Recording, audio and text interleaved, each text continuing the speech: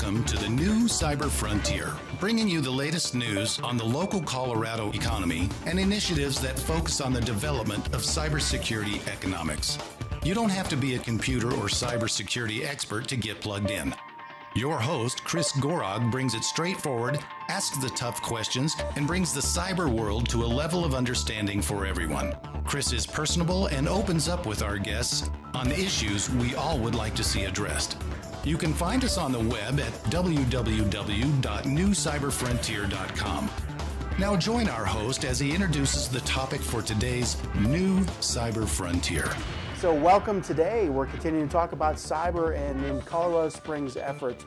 Today I have a guest on with me, Bruce Parkman. He is the CEO of MainNerve, which is headquartered right here in Colorado Springs. Bruce, welcome today. How you doing? Hey, thanks a lot, Chris. I appreciate it, man. Thanks for having me on the podcast. Yeah, so Bruce, we want you to give the listeners a background on yourself, MainNerve, and what do you do here for cyber? Well, I mean, I kind of got here through a pretty circuitous route. I left the Army in 2001 after 21 years of service as a Green Beret, and I started a company that was fairly successful in the defense contracting business. And when I sold it, I had a core group of NSA hackers that were just great kids, and I didn't want to let them go, and I didn't know what to do with them. And so I found a guy that had a company that was in the cyber consulting business, and we arranged for a deal, and we've spent the last 3.5 years figuring out what cyber should be. And to a lot of people, cyber's many, many different things.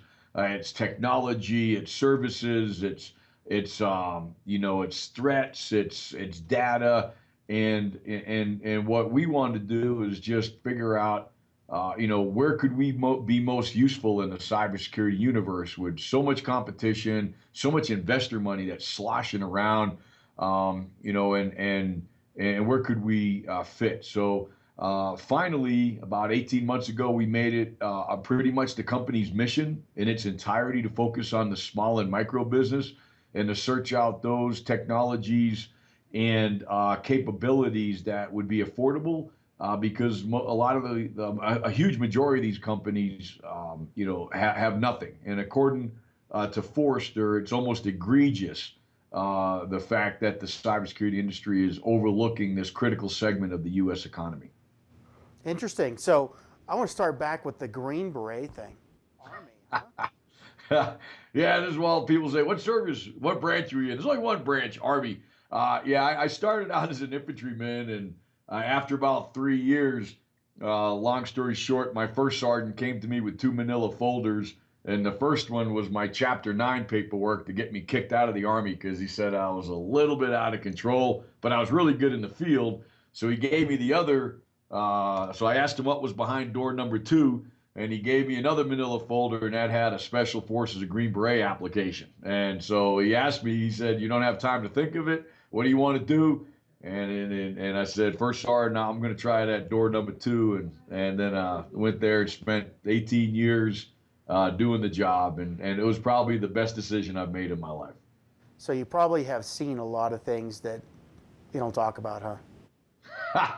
No, well, I mean, most of my problems were girls and alcohol. So, I got out in early '01. So my boys that I had at the time, I was a company sergeant major. Those kids since 9/11, man, they've seen it.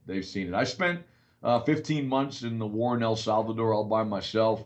It was a great growing up opportunity. It was our mission. One guy all by himself training troops. It was a lot of fun. I had met some great people in special forces and special operations, and to this day, we stay pretty tight, man. It was definitely a great journey. Yeah, you know what? I've seen that quite often, though. Myself, I spent a couple years in the Navy. We won't go into debate there, but the people who have the hardest time as lowest rank, privates or whatever, or seamen, actually buck the leadership trend or whatever, but then they become great leaders later because you're not going to fit in as a follower if you're a built-in leader.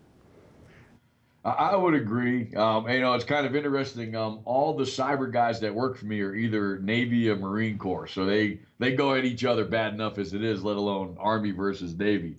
But yeah, I'm still bucking. That's just the way it is, man. It's you don't if you see something that's not right, say something. And you've seen me in action. I'd say I'd like to resemble that. I think sometimes your PC button is a little bit shorter than mine, but I still appreciate what comes out of the responses. Let's put it that way. Thank you. So you said that what people say cyber is different for everybody. What's your definition of cyber? What is it?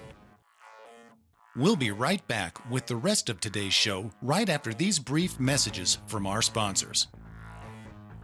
Cyber Resilience Institute helps build strong cyber communities designed to prevent members from attack. Like building a neighborhood watch, it takes coordination and a sharing community to protect our identities and valuables in the virtual world. Typically, we hear that organizations know they need to do something to protect their cyber assets, but don't know where to begin. Let Cyber Resilience Institute help your community create an action plan. Cyber Resilience Institute will build your community or business marketplace so that it is designed to support a collective cyber defense. Contact them for more information at cyberresilienceinstitute.org. Well, I mean, to me, cyber is in the cybersecurity universe. It's about protection, and the reason I would say as a soldier, much like you'd say as a veteran, that it should be about attack. So you can't have a good defense without a good offense, or some people say you can't have a good offense without a good defense. But unfortunately, in the universe that we live in today, attack is not an option. Hacking back is not an option, and it's very hard even for I guess obviously, judging from what I'm reading, the government to do it. So if you can't attack, you must defend. And so to me, cybersecurity is a continuous process of refining your defense and finding that key blend of technology, training, and expertise that you can afford to give you the best protection possible. Interesting. So I was in the Navy. We talked about that, but I worked on a nuclear power plant. And when we looked at defense, we don't think there's an option to let somebody attack. The defense of a nuclear or an engineering plant is have everything in line so that you don't possibly have a mistake. So a lot of times I take the approach, how do you engineer the best defense so that you don't have the continued offensive, defensive nature of cybersecurity? And you've seen a lot of, or some of my approaches to it, which are very, next generation. How do we define and create Internet 2.0 with security built in? So as far as, reactive versus preemptive, what are your thoughts on, I see that so much of cybersecurity is reactive, reacting to threats, reacting to traffic. How much of it is something we need to start defending and putting something into place that's going to be better? Well, I mean, I saw your pitch last night on the ecosystem, and I think, number one, I think it's very forward-leaning, which always in this universe means, a little bit of time. But I think that your assumptions and your end state are admirable, and I hope that we move in that direction. Right now, unfortunately, cybersecurity is purely reactive, and it's a shame. And a lot of the reactivity is, for lack of a better, is it big word Wednesday? I'm supposed to use some words over 7 or 8 letters. I guess I'll have to get to that. But the industry is highly reactive, and it shouldn't be that way. The problem is, how do you become predictive? Is where does the analytics come from? Where does the data come from? And unfortunately, a lot of prediction in our world, because we work a lot on the intelligence side in our past, and to be predictive, you do a lot of data collection, a lot of analytics, and a lot of targeting. And that's a much harder in a universe where everybody's anonymous. There's very high levels of encryption. And then a lot of the techniques that you could use to collect information might not be permissible by law. So so that's the challenge. And if you can't become predictable, then of course you should be, setting yourself up for the best the best defense you can. And what's kind of interesting, you mentioned you worked in the nuclear power industry. And one of the key reasons why that industry is so impenetrable right now is it's air gap. It's not connected to the internet. And how do you get hacked if you don't, if you're not attached to the internet other than an insider like a Snowden kind of a situation, pulling information from inside. Unfortunately, that does not translate very well into commercial business because you have to have that internet connectivity, and hence you have the continuous challenge with defense versus being reactive when the time comes if you do get hacked. Yeah. So and this is something I've seen myself. I've worked with a couple, we'll say, companies or organizations that have had high-profile hacks, and basically they're doing the data monitoring approach. They have firewalls up. They're doing threat intelligence, collecting so much information, basically collecting a real-time, almost making like a movie of their network and collecting real-time information so they can look at it in the past. At some point, though, we get to a point where there's too much data we're collecting. How are we going to monitor it all? Does this become a losing battle that we need to head a different direction in cyber? Well, I mean, yeah, you can look at data from two perspectives. Number one, you need it to be able to analyze it, and the second perspective is, is all this data really necessary? And there's so much collection going on right now, and unfortunately, not enough analytics. And the problem with analytics that we found, and no matter which commercial universe, and we've worked in, we have companies here that are, social media companies, business intelligence companies, defense intelligence companies, cybersecurity intelligence companies. The problem is that in order for analysis to be effective, it almost always has to be done by a human being. Mm-hmm. And that provides, very, very critical limitations on the amount of data that can be analyzed. And then consequently, you have to back up into technology. We're seeing, as you've seen, a lot of artificial intelligence play in the analytics and the filtering of the data to get down to those key data sets that are critical to identify a potential attack or that attack is ongoing. One of the things that I preach a lot when I speak is that the paradigm has shifted. It's not about when you're going to get hacked. It's about minimizing the time, the delta between infiltration or exploitation and the identification. The quicker you can identify it, the quicker you can respond. And there's a whole industry out there that I don't think is, that exists, but is not really being, heavily used, which is, the playbook industry is building the plan of it. If you do get hacked, what's your plan? And building that playbook to have on that shelf. And do you make your plan and you plan your attack and attack your plan? Do you conduct exercises and drills? So all these these things come together. But back to your point about data, the issue is right now, until we have technology that can effectively analyze the I don't even know how many bytes, the zettabytes that are out there. The human being, which is the biggest link in exploit, which is the biggest cause of hacks, is also one of our biggest limitations in preventing hacks as well. Yeah, and I've heard the term that the amount of our data collection grows exponentially, especially when we have to correlate information at various points together to get threat intelligence. But the ability for humans to do anything with it is linear.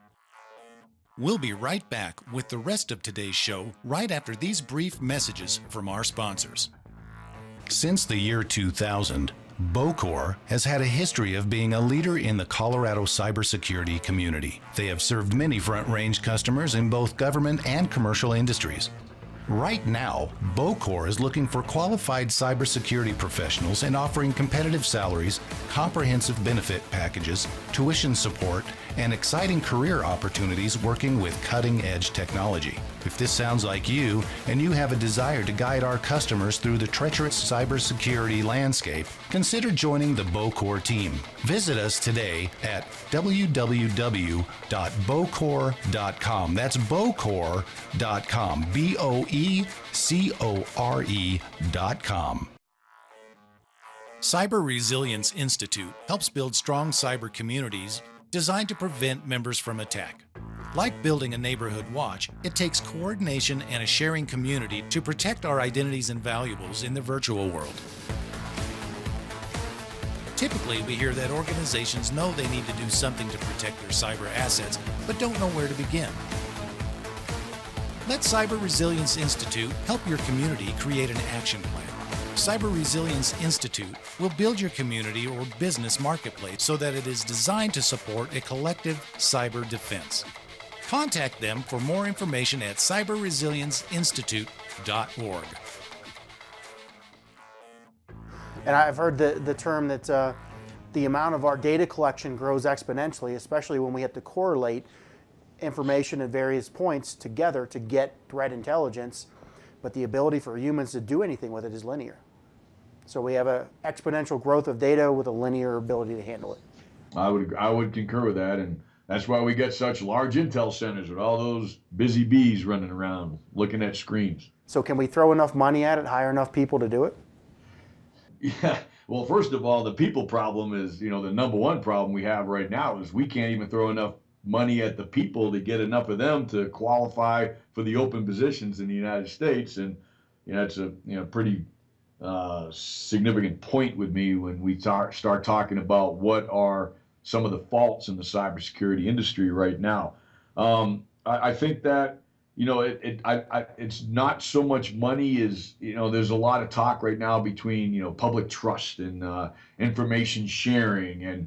And until that trust can be established between, commercial enterprise and the government, and then you got all your privacy, activists and just activists in general, it's going to be hard to get to that point. And I don't know if the money's the answer unless, because so much money's being spent right now. I mean, you've got competing technologies, competing industries, everybody's just chucking money, hoping for the big return, get their 10X, all these VC guys. And, but in the end, none of this money's being, pooled. There is no, plan behind the spend. What are we, if you're going to spend a couple million over here, then I'm not going to, spend, a couple million going after the same or building the same type of technology. I'll focus over here. So if there's no correlation between all these resources being spent, then you have what you have right now, is just a whole bunch of money being spent, and, salaries getting paid, but, investors not getting what they're asking for. It's a very confusing industry from an investment perspective. Yeah, and I see that all, the investment dollars, the 99% of the effort is spent on just what we've kind of been talking about, monitoring traffic, reactive cyber. I think that has to change to where we look at a bigger picture. I would agree with that. Unfortunately, having somebody look over your shoulder makes, companies feel better. Yet, really, the only companies that are doing it right now are either companies that are mandated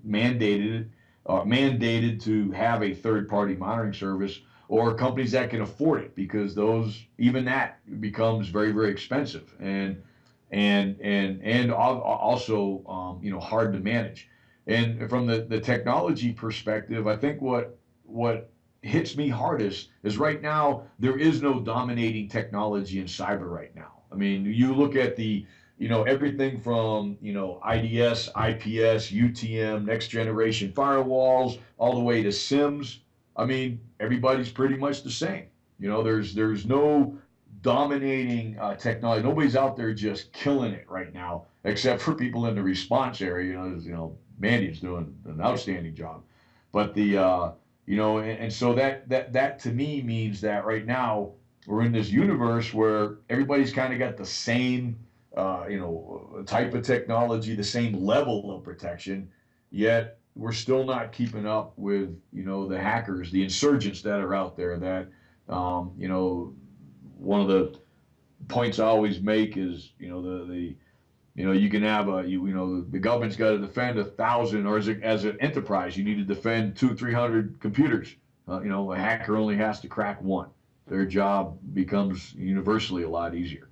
And on every computer, you have hundreds of applications that all have different signatures and ways into them, and the defender has to protect all of it. The hacker only has to find one way in to one computer.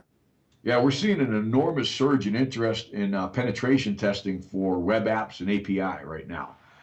That's probably our most significant trend this year from a cybersecurity service perspective. Is we're getting a lot of requests for that, and I think it's something that you and I talked about before, is that industry is starting to push down these standards. If you haven't had a pen test, if you haven't had a scan, we're not going to allow you to get in the Google store or on the Apple store, whatever it is.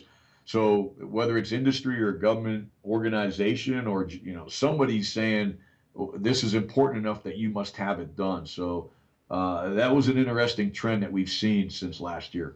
Yeah. So do you see that there's ever a change in consumer consent or whatever, that people will think, I'm going to do this before I'm forced to by some governing body? Do you think that ever happens?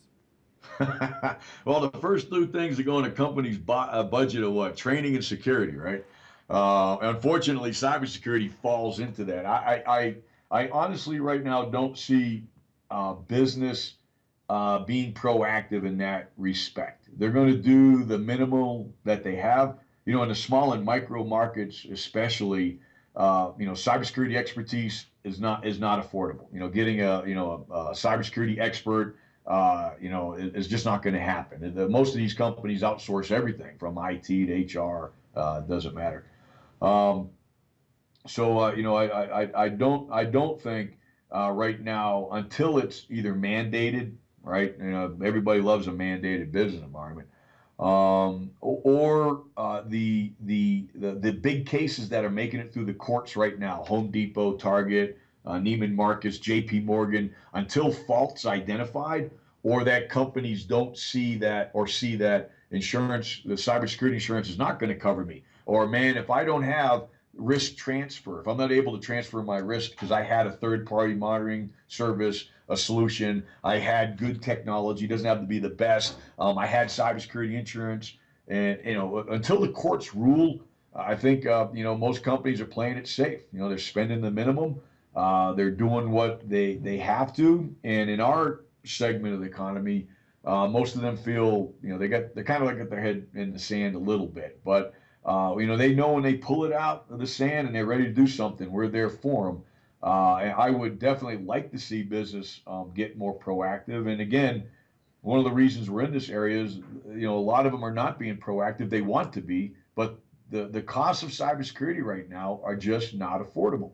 Mm-hmm. And what you have companies, and we've all seen it being bought for 10, 16 times multiple on revenue that weren't profitable when they were bought. And so investors expect a return, and to generate that return, you have to charge. And so, our products, our services, our technologies are trying to change the mind of the consumer by saying, look, for a cable bill, you can get third-party monitoring for $200 an IP or whatever it is. We can pen test you, and trying to find those economies of service to get those points down, because honestly, until something works and is affordable, smaller businesses just aren't going to buy it. Well, you know what, you hit on a point, and the thing I see is it's not as much that it's not affordable or costs too much, it's that you can't prove what it's doing. So having the ability to say, here's what this is giving you for the money you spend is what's missing. Yeah, and for some aspects of what we do, you can, firewalls generate reports. You can show that you block something, and and you can demonstrate that to a relatively high level of confidence. But you're right. I mean, a lot of it's IT, like accounting, to most business owners is magic. Okay, it's like it's out there. I know it's supposed to work. I don't want to know anything about it because I know how to, change tires. I know my company. I know my technology, and these are aspects of business that a lot of business owners, when you have a 5 to 10 employee company, just don't want to understand. So you're right. You need to generate, some capability to say, look, this stuff is working. But we come from the risk avoidance perspective on this is like, look, by having this in place, you are less liable. You are more protected. Here's some industry, diagrams. This stuff does work. But we talked about what I think is the number one gap in this whole area right now, which is training. I mean, I've been in business 3.5 years. I have done tons of training. I can't give this stuff away. Are you selling much training? That's you just hit on the thing I found out too. All this great training, I put a lot out myself. You can't give it away. No, and it's and like we discussed, it is the number one. Number one prevention of hacking that is in a small business out there, and actually any business. I mean, 80% of the hacks out there are achieved through somebody clicking on that blue link, somebody giving away information on a phone call. I mean, my company, I had a $38,000 check getting ready to go out the door because somebody emailed my company and put a 1 next to the suffix on my account. And here we are, we're a cybersecurity company getting hacked. That was great. And it wasn't for my cyber guys that, the secretary, my EA at the time was a little like, man, this doesn't look right. I mean, to me, writing a check to Bulgaria should have just, kind of set off the siren in the first place. But our guys checked in, and somebody got a hold of my email. So it's the people. I mean, as long as human beings write code, there's going to be holes. And as long as human beings are involved in business, the opportunity to exploit is going to exist. And the best way to deal with, to increase your defense through a human being's ability to recognize a hack is just through training. And the training is, and the deal, it's a couple of hours. I mean, you can get through some of the major, issues or hacks that people see all the time.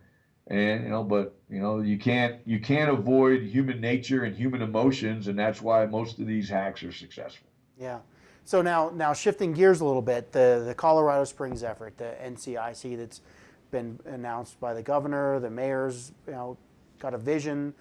The first thing they're talking about is we need to train everybody, and you and I are sitting here saying we've had training for years. How do you get people to engage in it? Do you think that main priority is the first thing they should be putting out? Well, I think, like all efforts, it's admirable. If we're going to train people, we have to do it differently. Right now, from what I see and what I've heard, most of the training is predicated on the university system here, the 4-year degree system, which as a paying parent, I've always found that to send my girls through college and end up having an unemployable person is just a waste of 4 years. And I think we need to go back to the certificate and qualifications aspects like VocTech back in the year. When you start talking about, cybersecurity can be divided in a couple areas. You could train analysts with technology. You could train analysts. And that can be done. It doesn't, but you need time on target. And the problem that we're having with our universities right now, and I've been in arguments with a lot of them here, is that, you want, 8 to, what I want in a week, 40 hours per week. I can train an analyst in a month or two. That's, 2 years of student to teacher contact hours, for a university. And it's a lot of money.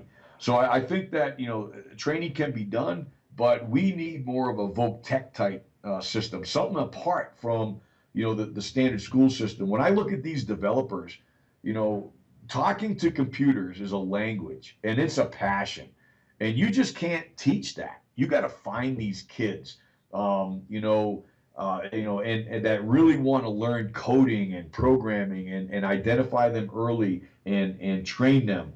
And I think if we had separate tracks, much like the old Voc Tech system, you had what, wood shop, metal shop, all that stuff back in the day. I mean, I spent my entire senior year building homes because I was just a flake, and working in construction.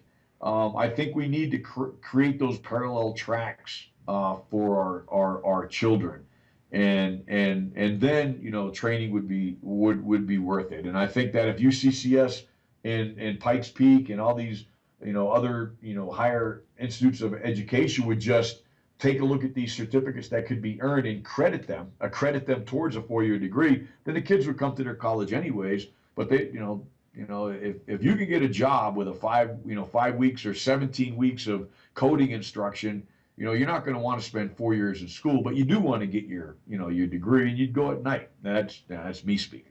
Yeah, pull them together. So, and I've heard you say this before. You asked at one of the events we were at, how are we going to draw the young people into this technology? How are we getting the millennial and younger generation to engage? Because, I don't know about you, but I've sat in cybersecurity meetings for 10 plus years, and the average age goes up every year by 1 year. We won't talk about my gray hair here. No, that's and what I don't want to see here in Colorado Springs. This is a great community. I mean, it's a great place to live. I love living here. Our problem is right now is that to really enjoy this place, you've got to be 30 years old and have 2 kids, and we're missing the I don't know what you want to call it, but the life of a small younger community, the vibrancy, and unfortunately a lot of things that we don't do here. We don't allow marijuana. That would attract about every technical person we wanted to this town, unfortunately, to get here. We're looking at people that are different. These young kids, they demand, or they want an environment that appeals to them, and we have to build that here, because why train students so they can go to Austin, so they can go to St. Petersburg, so they can go to Lodo up in Denver? I mean, why waste our money and resources? We've got to keep them here. And and the skiing's good. I mean, and we got a lot of aspects for the outdoors. But if you look at the technology generation as a whole, and you look at the amount of students that go to UCCS and do not stay in Colorado Springs, I think it's there's a trend that needs to be reversed, and that's going to take some that's going to take change, and people aren't really big on change. That's that's one of the things. And the other thing I'll say about the NCIC. And everything else that's going on is they are great concepts, but they're defense oriented. They depend on government monies. They're depending on congressional appropriations. And we don't have the buy-in from the industry that I think we need. From the IBMs, from the Hewlett Packards, from all the big tech guys. Can they get some money? I think as a community, if cyber is going to be important, is there a tax that we could look at paying?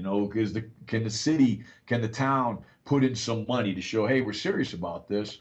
But as I brought up in a meeting, and I think you were there as well. I mean, there's not too much in what I'm hearing for companies like mine in the commercial space, and And while government jobs are important and security clearances are important, the defense contracting industry is very, very well paid.